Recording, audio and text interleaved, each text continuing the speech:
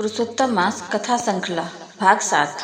बहुत समय पहले आर्यावर्त में वीरेंद्र नाम का एक शक्तिशाली राजा राज्य करता था।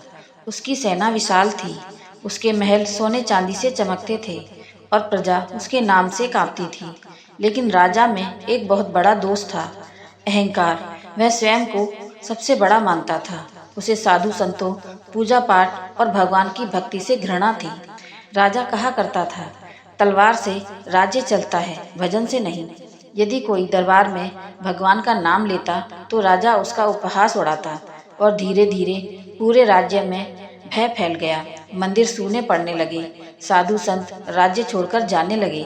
राजा की माता महारानी देवयानी बहुत धार्मिक थी।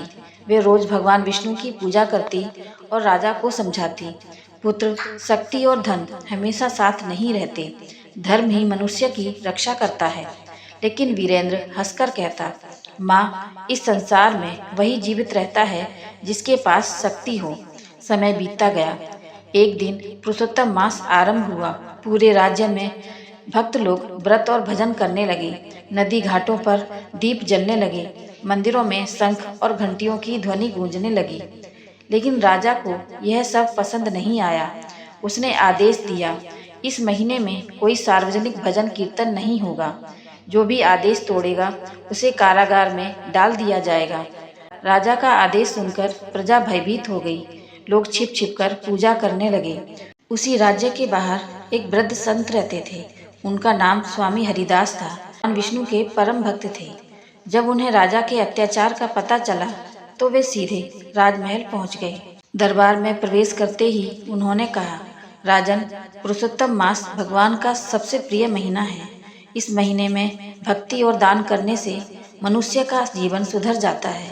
प्रजा को मत रोकिए। राजा क्रोधित हो उठा, एक साधु मुझे शिक्षा देगा। उसने सैनिकों को आदेश दिया, इन्हें तुरंत कारागार में डाल दो। सैनिक संत को पकड़कर ले गए, लेकिन संत के चेहरे पर भय नहीं था। वे मुस्कुराकर बोले, राजन, जब अहंकार बढ़ता है तब विनाश पास खड़ा होता है। राजा और भी क्रोधित हो गया।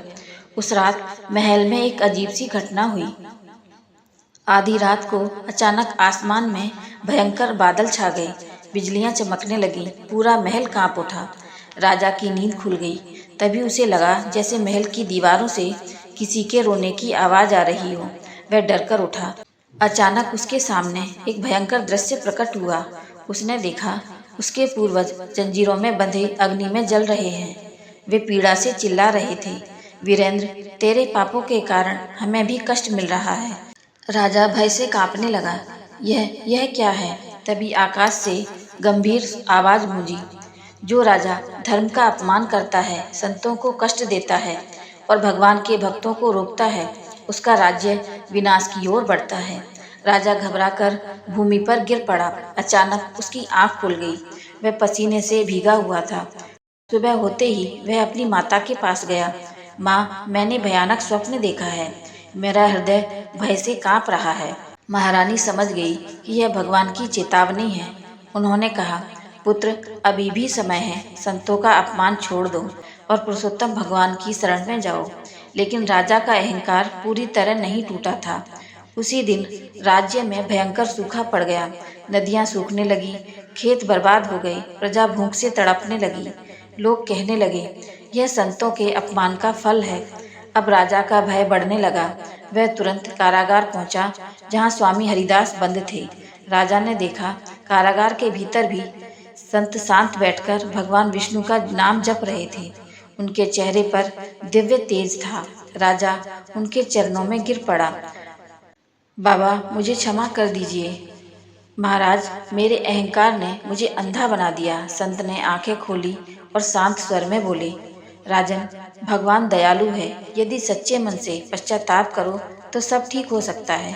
राजा रो पड़ा, मुझे मार्ग दिखाइए। संत बोले, पुरुषोत्तम मास में प्रजा के साथ मिलकर भगवान विष्णु की पूजा करो, भूखों को भोजन कराओ, मंदिरों को फिर से खुलवाओ। राजा ने उसी क्षण आदेश दिया, आज से पूरे राज्य में भजन कीर्तन होंगे, हर मंदिर में दीप जलाए जाएंगे और कोई भी भूखा नहीं सोएगा।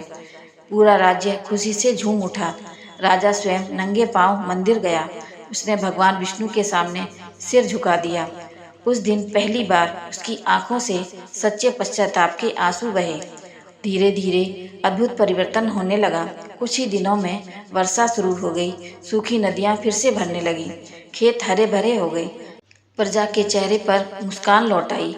लोग कहने लगे, पुरुषोत्तम भगवान ने राजा को क्षमा कर दिया। अब वीरेंद्र पहले जैसा क्रूर राजा नहीं रहा। वह हर दिन संतों का सम्मान करता, गरीबों को दान देता और भगवान विष्णु की भक्ति में समय बिताता। उसका राज्य पहले से भी अधिक समृद्ध हो गया। दोस्तों, इस कहानी से हमें शिक्षा मिलती है कि अहंकार मनुष्य का सबसे बड़ा शत्रु है। संतों और भक्तों का अपमान हमें कभी नहीं करना चाहिए और पुरुषोत्तम मास में सच्चे मन से किया गया पश्चाताप जीवन बदल सकता है। धर्म और दया से जीवन सुरक्षित रहते हैं। मिलते हैं अगली वीडियो में पुरुषोत्तम मास की एक नई कथा के साथ। हर हर महादेव।